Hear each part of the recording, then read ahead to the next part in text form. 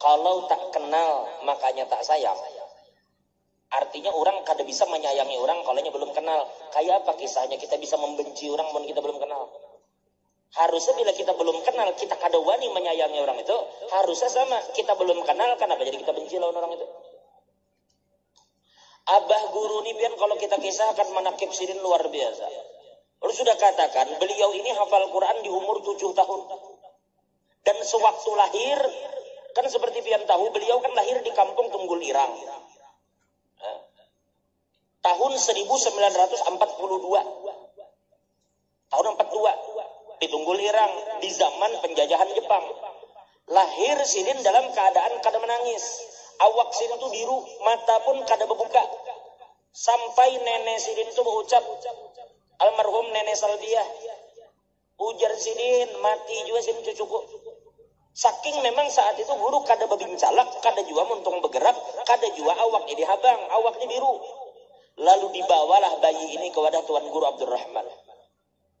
Ujar orang Tuan Guru adu. Dibawa seorang wali min auliillah. Pakaian dari almarhum Guru Husin Qadri. Karena Guru Husin Qadri, almarhum Kiai Haji Badruddin, almarhum Kiai Haji Rosyad, Guru Rosyad, itu beliau itu bin Ahmad Zaini, bin Kiai Haji Abdurrahman.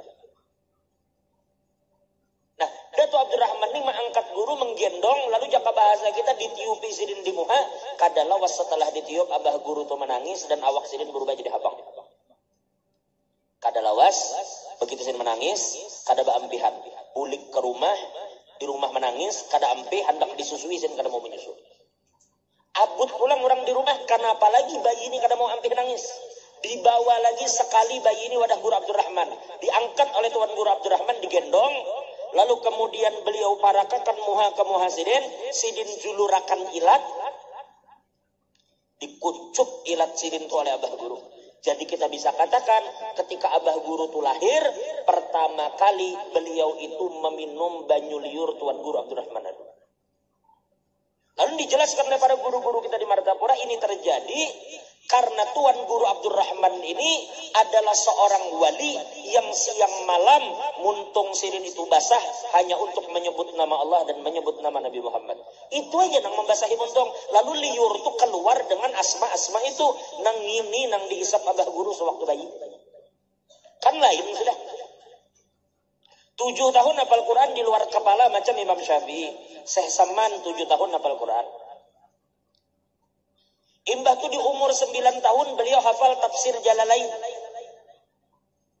Dan suara Sidin itu pian kalau Sidin mengaji dikisahkan dalam manakib. Di umur 10 tahun abah guru itu bisa dibawa ke RRI bahari. Kalau Sidin umur 10 berarti itu tahun 1952. 7 tahun baru Indonesia merdeka. Dibawa Sidin ke RRI, disuruh mengaji, sehingga mengajinya Sidin di malam Jumat waktu itu menjadi channel favorit di zaman itu untuk orang mendengarkan radio. Semua orang mesti membuka malam Jumat mengaji. Siapa yang mengaji? Abah guru di umur 10 tahun. Udah singkat saja. Kita kalau bicara tentang abah guru, mestinya abah guru Udin yang mengisahkan, karena Sidin abah guru Jamal, mereka ini orang yang bertemu berkumpul.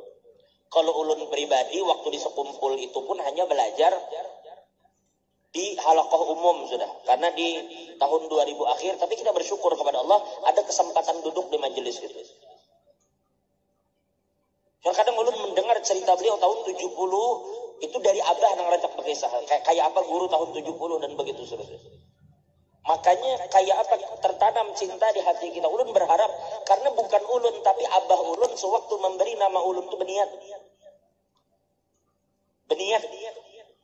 Itulah kenapa ngaran ulun diberi abah nama Ahmad Zaini. Jadi maksud ulun menceritakan tentang guru, makanya kita kadar bisa lepas dari jasa guru, terutama ulun pribadi. Karena dari ulun kakanak ulun sekolah pun, nang ulun dengar di rumah itu kisah guru. Karena abah ulun tuh, kita cerita karena abah ulun waktu guru bandang dengan abahnya Haji Puati, guru Husni Tamrin, itu sama-sama tulak ke Martapura sekitar tahun 70-an. Dan ulun menganggap ulun jadi sekolah di pondok ini berkat guru. Karena abah ulun itu sering mengatakan, ujar Sidin, aku ini Sidin zahir batin, bujur-bujur jatuh cinta lawan abah guru. Makanya waktu abah guru pindah ke hadrat Allah, 2005, itu ujar mama abah tuh model kayak orang linglung, duduk di higa lemari itu menangis. Di higa lemari menangis. Anu peguruan. Maka kayak apa? Mun kita ulun merasa di dalam diri ulun itu zahir batin itu bujur-bujur jasa sih. Karena cinta abah lawan abah guru itu luar biasa, sehingga ulun dari kakanak pun dimasukkan ke pondok. Dan hampir semua orang yang belajar di zaman itu mesti Allah berikan ke hati mereka anugerah berupa rasa cinta yang besar lawan guru. Dan orang dahulu dasar diberi rasa cinta dan adab lawan guru yang luar biasa. Jadi kalau kita itu sedikit tentang guru lah. Lalu kemudian sedikit kita bicara tentang guru lagi. Kalau kita bicara dari sisi apapun, makanya ujar almarhum Guru Bandang. Kami jar Guru Bandang waktu itu, Guru Bandang berkisah. Tahun 70-an belajar di keraton. Kalau guru bercerita tentang bab syukur, sidin bersyukur, itu wajar aja. Karena syukur itu pakaian, sifat kawan dipakai. Sidin berpender sabar, sidin orang ada dasar sabar. Sidin berpender adab, sidin dasar adab. Sidin berpandir solawat, sidin dasar kuat bersolawat. 50.000 sehari minimal. Jadi apa nang sidin pandirkan, sidin pasti gawi. Tapi ada satu nang aneh jar Guru Bandang, nang aku kada habis pikir apa itu jar Guru Bandang, saksinya bukan aku tapi semua nang hadir di waktu itu di keraton. Apa ujar Guru Bandang waktu itu, guru membahas satu bab yang disebut dengan masalah zikrul maut, bab mengingat mati. Begitu tuntung pengajian bersalaman, setiap orang bersalaman, itu tangan abah guru itu berbau mayat. Sebab yang pikir, kalau kita baca bab syukur, lalu orangnya bersyukur, itu sifat kalau dipakai. Tapi berbau mayat ilmu apa itu? Saking tahqiqnya. Tahu kalau kisah dahulu Imam Ahmad dengan Imam Ghazali, dengan ading sidin Imam Ahmad bin Muhammad, Imam Ghazali Muhammad bin Muhammad. Ada saudara sidin Ahmad bin Muhammad ketika sembahyang melihat darah di awak Imam Ghazali.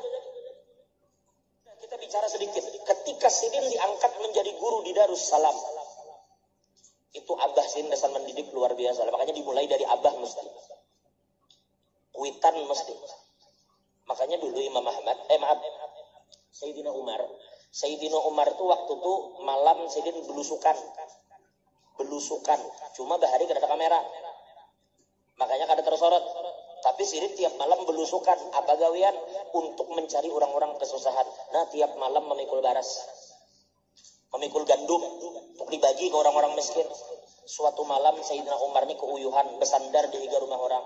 Tiba-tiba di tengah malam mendengar ada acil-acil berpandir lawan anaknya binian. Ujar acil tadi, nak, apabila ikam kaina berjualan susu, ini anak berjualan susu, tolong banyaki banyunya supaya kita hujungannya banyak. Ujar si anak, mak, ulun kadawani. Kenapa? Karena Sayyidina Umar khalifah kita mengatakan, aku melarang orang berjualan susu bercampur banyu. Itu mudallis namanya, mengelabui orang. Ujar Nabi, man ghasyana falaysa minna.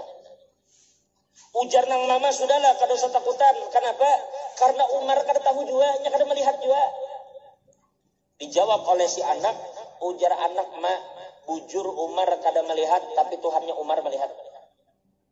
Mendengar jawaban si bujang itu deh, Sayyidina Umar langsung tegeleng kepala, boleh ke rumah.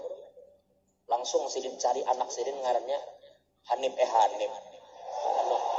Aduh, Asim. Ada anak sidin ngarannya Asim.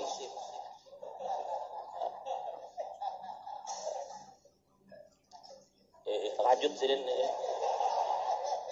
Ada anak Sayyidina Umar ngaran Hanif. Jadi si Asim ujar Sayyidina Umar, Sim, sini kan. Ujar si Asim inggih bah. Ujar Sayyidina Umar, aku karena si Mai bepesan ikam isuk, ikam tulak datangi rumah di anu, ikam cari tahu di situ ada bebini berjual susu. Ikam cari tahu ini anak, inya diisi laki atau belum? Kalau inya diisi laki, ya sudah tinggalkan, jangan anak malu bini orang. Masuk ya.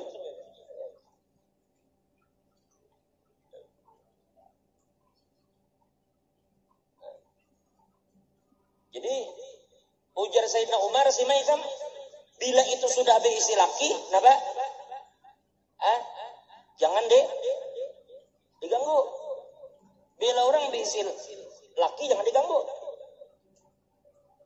Mengincar bini orang nih. Haram gue nih, Pak. Jangan bini. Jangan mana bini orang ulah nih, Pak.